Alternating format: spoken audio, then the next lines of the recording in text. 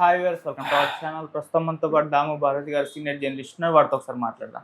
Sir నమస్కారం. నమస్తే sir, heroine Samantha CM Revanth Reddy గారికి వ్యతిరేకంగా పోస్ట్ పెట్టింది అని అంటున్నారు సార్. అంటే మామూలుగా తెలంగాణలో ఒక ఇష్యూ జరుగుతుంది. హెచ్సియు భూముల్ని పరిరక్షించాలని చెప్పేసి విద్యార్థులందరూ కూడా ఆందోళన వ్యక్తం చేస్తున్నారు. అయితే దీనికి పెద్ద ఎత్తున మద్దతు లభిస్తూ వస్తుంది. దీని నేపథ్యంలోనే సినిమా వాళ్ళు కూడా స్పందిస్తూ వాళ్ళ సోషల్ మీడియా ద్వారా వాళ్ళ అభిప్రాయాలను వ్యక్తం చేస్తున్నారు. ఆ నేపథ్యంలో హీరోయిన్ సమంత కూడా దీన్ని కాపాడండి అంటూ, అంటే ప్రకృతిని కాపాడంటూ పోస్ట్ పెట్టింది. అంటే టైం చూసి రేవంత్ రెడ్డి గారిని దెబ్బ కొట్టింది హీరోయిన్ సమంత అంటూ కొంతమంది వ్యాఖ్యలు చేస్తున్నారు. మరి ఏ విధంగా చూడొచ్చు అంటారు సార్ దీన్ని? అంటే రేవంత్ రెడ్డి ప్రభుత్వం అనేక వివాదాల్లో ఇరుక్కుంటోంది ఈ 15 నెలల కాలంలో. అయితే ఇప్పుడు ఈ వివాదం మాత్రం కొత్త కోణాన్ని తీసుకుంటుంది. అనేక వర్గాల నుంచి రేవంత్ రెడ్డికి వ్యతిరేకత అయితే వస్తుంది. ఎందుకంటే విద్యార్థుల్ని లాఠీచార్జి కొట్టి, ముఖ్యంగా మహిళా విద్యార్థుల్ని చాలా దారుణంగా వాళ్ళని కొట్టడం, ఇది చేయడం ఒకటి. రెండోది, అడవిని నేను ఎవరి మాట వినను, ఇది నాది, ఈ 400 ఎకరాలు గవర్నమెంట్ది, యూనివర్సిటీది కాదు, యూనివర్సిటీకి రిజిస్ట్రేషన్ చేయలేదు, ఇది నాది కాబట్టి నేను అభివృద్ధి నా ఇష్టం వచ్చినట్టు చేస్తాను అన్న పద్ధతిలో నేను ఎవరి మాట విన్నో, నాకు ఎదురు వస్తే తొక్కుకుంటా పోతాను, తోలు తీస్తాను, చెమటలు తీసేస్తాను, ఇవి భాష రేవంత్ రెడ్డి ఎక్కువ చేస్తున్నాడు ఈ మధ్యకాలంలో. మేబీ ఆయనకి ఫ్రస్ట్రేషన్ పెరిగి ఉండొచ్చు. ఆయన అనుకున్న విధంగా హైడ్రా విషయం చాలా వ్యతిరేకత వచ్చింది, అల్లు అర్జున్ విషయంలో వ్యతిరేకత వచ్చింది, ఇప్పుడు ఈ ప్రాజెక్టుల విషయంలో వ్యతిరేకత వస్తుంది. వీటిలో నుంచి ఆయనకి ఫ్రస్ట్రేషన్ పెరగచ్చు. ఒక పక్క ఆయనకి కంప్లీట్గా అడ్మినిస్ట్రేషన్లో ఫ్రీడమ్ లేదు. ఇక్కడ ఇన్ఛార్జిని మార్చారు, మీనాక్షి తీసుకొచ్చారు. దాని తర్వాత ఇప్పటికి కూడా మినిస్టర్స్ని 15 నెలలు అయిపోయినా ఎక్స్టెండ్ చేసే పరిస్థితి లేదు.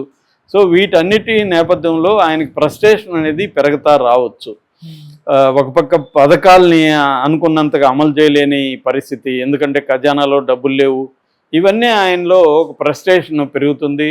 రెండోది, మళ్ళీ 5 ఏళ్లలో వస్తామరామో తెలీదు, ఉన్నది ఆల్రెడీ 15 months అయిపోయింది, ఇంకా 3.5 yearsే ఉంది. ఈ 3.5 yearsలో ఆయన అనుకున్నవి కొన్నన్నా చేయాలి. అంటే రేవంత్ రెడ్డి ముందున్న ఇదేంటంటే ప్లాన్స్ ఏమంటే, ఒకటి, తాను ఒక వైఎస్ఆర్ లాగా ప్రజల్లో బాగా నిలబడాలి, ప్రజలకి ఇంత పెద్ద పనులు చేశాడు రేవంత్ రెడ్డి అనేది ఒకటి నిరూపించుకోవాలి. రెండు, కేసీఆర్ నుంచి తెలంగాణ సెంటిమెంట్ అంటే కేసీఆర్ ఉన్నాడు, దాన్ని బ్రేక్ చేసి కేసీఆర్ని డామినేట్ చేసి తెలంగాణకి ఛాంపియన్ రేవంత్ రెడ్డి అన్న ఇది తను క్రియేట్ చేసుకోవాలి. ముఖ్యంగా హైదరాబాద్ చుట్టుపక్కల డెవలప్మెంట్ అనేది తుడిచిపెట్టేసి, బీఆర్ఎస్ని తుడిచిపెట్టి ఆ ప్లేస్లోకి తాను రావాలి అనేది ఆయన పొలిటికల్గా తన కనీసం ఒక 10 ఏళ్ళు తన సీఎంగా ఉండాలి అన్న ఒక లాంగ్ టర్మ్ గోల్ పెట్టుకొని దానికి అనుకూలంగా ఆయన డెవలప్మెంటు, సంక్షేమం, ఈ 2 విషయాల్ని ప్రధానంగా ఫోకస్ చేయడం.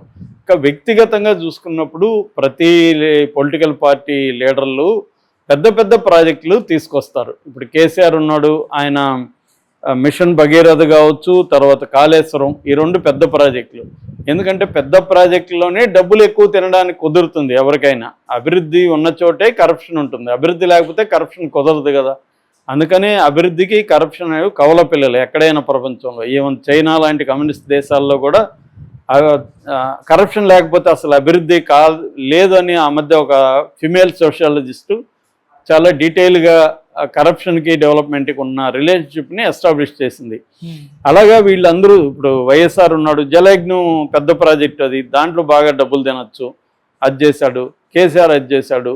ఇప్పుడు రేవంత్ రెడ్డి కూడా ఫ్యూచర్ సిటీ, ఫార్మా సిటీ, ఇవన్నీ తలపెట్టాడు. అట్లాగే మూసి అదొక 1,50,000 కోట్లు మూసి క్లీనింగు, ఇవన్నీ. అంటే పెద్ద ప్రాజెక్టులు చేయడం ద్వారా పొలిటికల్ పార్టీగా కాంగ్రెస్ పార్టీ ఎక్కువ డబ్బులు తీసుకోవచ్చు, వ్యక్తిగతంగా తన ఫ్యామిలీ కూడా ఎక్కువ డబ్బులు తీసుకోవచ్చు అన్న ఇది ప్రతి ఒక్కరికి, ప్రతి పొలిటీషియన్. రేవంత్ రెడ్డి ఏమి ఎగ్జామ్ట్ కాదు, అందరూ కూడా ఇదే ఉంటుంది. ఎక్కడ చూసినా మనం కొన్ని మెగా ప్రాజెక్టులు అనౌన్స్ చేస్తున్నారంటేనే ఇవన్నీ ఉంటాయి.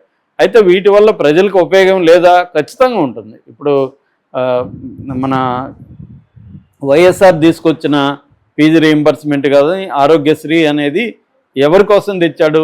ప్రైవేట్ కాలేజీలకి, ప్రైవేట్ హాస్పిటల్ కోసం ఆయన తీసుకొచ్చాడు. కానీ దాని సైడ్ ఎఫెక్ట్లుగా ప్రజలకు కూడా మేలు జరిగింది.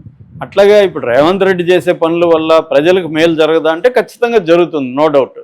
కానీ ఆయన మేజర్ ఉద్దేశం వాళ్ళది ప్రజలకు మేలు మేలు చేయడం అనేది ఉండదని నేను చెప్పట్లో ఉంటుంది. ప్రజల్లో కూడా మనం సుస్థిరమైన స్థానం ఏర్పాటు చేసుకోవాలనేది కూడా వాళ్ళకు ఉంటుంది. దాంతోపాటు పెద్ద ప్రాజెక్టులు అయితే కమిషన్లు ఎక్కువ తీసుకోవచ్చు, డబ్బులు ఎక్కువ తాము తినచ్చు. సో ఈ యాంగిల్లో రేవంత్ రెడ్డి చేసుకెళ్తున్నాడు. దానికి ఆయనకి ఇబ్బంది కలిగిస్తున్నారు చాలామంది. ఈ మధ్యకాలంలో బీఆర్ఎస్ సోషల్ మీడియా కూడా చాలా స్ట్రాంగ్ అయింది. దాంతోపాటు మిగతా జనరల్ పబ్లిక్లో కూడా అవేర్నెస్ వచ్చింది. రేవంత్ రెడ్డి ప్రభుత్వం పట్ల విమర్శలు అనేవి పెరిగాయి. దీంతో రేవంత్ రెడ్డికి ఫ్రస్ట్రేషన్ పెరిగిపోయింది. ఇప్పుడు కొత్తగా అందుకనే ఆయన చర్చలో లేకపోతే సామరస్యంగా వాళ్ళతో మాట్లాడడము, యూనివర్సిటీ విద్యార్థులతో మాట్లాడడం ఇవన్నీ కాకుండా నేను తొక్కేస్తాను, తోలు తీస్తాను, అంచేస్తాను, మీరు గుంటనెక్కలు ఈ భాషే మాట్లాడుతున్నాడు. ఖచ్చితంగా ఒకప్పుడు ఈయన ఇలాంటి భాషకు వ్యతిరేకం, కేసీఆర్ ఇలా స్వభావానికి అహంకారానికి వ్యతిరేకం. ఆయన స్లోగనే 7వ ఇది ఆయన అంటే 6 పథకాలతో పాటు ఆయన 7వది ఇంపార్టెంట్ది ఏంటంటే కేసీఆర్ అహంకారానికి తెలంగాణ ఆత్మగౌరవానికి మధ్య పోరాటం అనేది ఆయన ప్రధాన స్లోగన్గా తీసుకెళ్ళగలిగాడు. అది పనిచేసింది జనంలో. ఇప్పుడు అదే మళ్ళీ ఆయన కూడా అదే చేస్తున్నాడు. నేను చాలాసార్లు చెప్తుంటాను, చరిత్ర నుంచి ఎవరు ఏమి నేర్చుకోరని ఫ్రాయిడ్ అన్నాడు.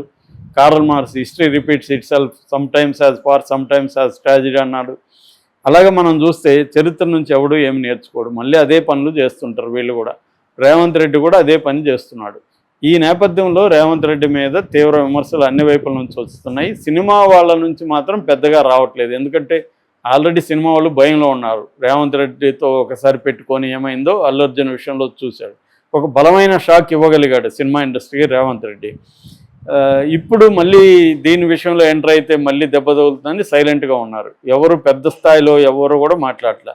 చివరికి నాగార్జున భార్య అమల ఆమె జంతువులు వీధి కుక్కల మీద కూడా విపరీతంగా పోరాటం చేస్తుంది. పెటా అనే సంస్థతో పనిచేస్తుంది. ఇప్పుడు 400 ఎకరాల్లో అనేక జంతువులు నాశనం అవుతున్నాయి. వాటి కేకలు అవన్నీ వీడియోలు పెడుతున్నారు.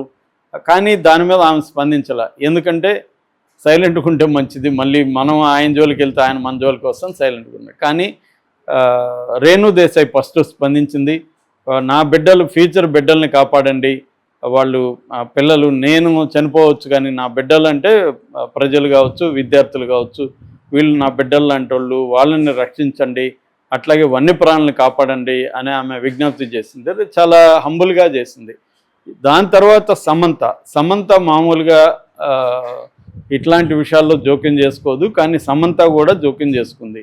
దీన్ని ఇప్పుడు కొంతమంది ఏమంటున్నారంటే ఒకప్పుడు సమంతని చాలా నీచంగా కాంగ్రెస్ ప్రభుత్వం కావచ్చు, పార్టీ కావచ్చు, లేకపోతే కొండ సురేష్ లాంటి వాళ్ళు మాట్లాడారు. దానికి ప్రతీకారంగా సమంత ఈ పోస్ట్ పెట్టింది అన్న వాదన తీసుకొస్తున్నాడు. సమంత కూడా ఏం చెప్పిందంటే ఆమెమి దీన్ని ఏదో ఘోరంగా మాట్లాడలేదు, దీన్ని కాపాడండి, అడవుల్ని మనం నాశనం చేస్తే 4-5 డిగ్రీల సెంటిగ్రేడ్ ఉష్ణోగ్రత పెరుగుతుంది, ఇది మంచిది కాదు అనేది ఆమె కూడా చెప్పింది.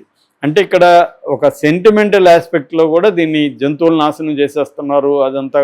అట్లాగే రేర్ యానిమల్స్ అండ్ బర్డ్స్ ఉన్నాయి, వీటన్నీ నాశనం అయిపోతున్నాయి అనేది ఒకటైతే, ఒకటి గ్రీన్ హార్న్ అంటారు దాన్ని. ఆ గ్రీన్ హార్న్ అనేది దెబ్బతింటే మొత్తం పర్యావరణం సమతుల్యానికి దెబ్బతగులుతుంది అనేది కూడా మాట్లాడుతున్నారు. కానీ నేను చాలాసార్లు చెప్పాను, అభివృద్ధి అంటేనే ఇవాళ పర్యావరణాన్ని నేచర్ని దెబ్బ తీయకుండా అభివృద్ధి అనేది లేదు ఎవరు చేసినా. గతంలో బీఆర్ఎస్ చేసిన అభివృద్ధి అంతా చెట్లను కూలగొట్టకుండా, రాళ్లను ధ్వంసం చేయకుండా, ప్రకృతి బ్యాలెన్స్ని నాశనం చేయకుండా అభివృద్ధి చేసిందా? ఎక్కడైనా ఎనీ సిటీ వెనక ఇప్పుడు అమరావతి ఉంది, 55,000 ఎకరాలు పంట పొలాల్ని నాశనం చేసే కదా అక్కడ సిటీ వస్తుంది. ఎక్కడైనా ఇదే అభివృద్ధి అంటేనే మన ఇప్పుడున్న అభివృద్ధి మోడల్ ప్రపంచంలోనే ప్రకృతిని ధ్వంసం చేసుకుంటూ రావాలి. ఇది ఇప్పుడు మోడలే కాదు, మొదటి నుంచి కూడా ప్రకృతితో మనిషి పోరాటం ఉంది, ఐక్యత ఉంది. పోరాటం లేకుండా ప్రకృతితో మనిషి ఎప్పుడు లేడు. ప్రకృతిని జయించడానికి మనిషి పోరాడుతూనే ఉంటాడు. దీన్ని ఎక్కడ బ్యాలెన్స్ చేయాలనేదే ఇంపార్టెంట్. సో అట్లాగే వ్యతిరేకతను ఎలా డీల్ చేయాలి అంటే ఒక డిసెంట్ని ఎలా డీల్ చేయాలనేది కూడా ఇంపార్టెంట్. రేవంత్ రెడ్డి అక్కడ కొంత సమయం కోల్పోతున్నట్టుగా కనిపిస్తుంది. ఆయన ఇంకొంత మెచ్యూరిటీగా వ్యవహరిస్తే ఇంత వ్యతిరేకత రాదు.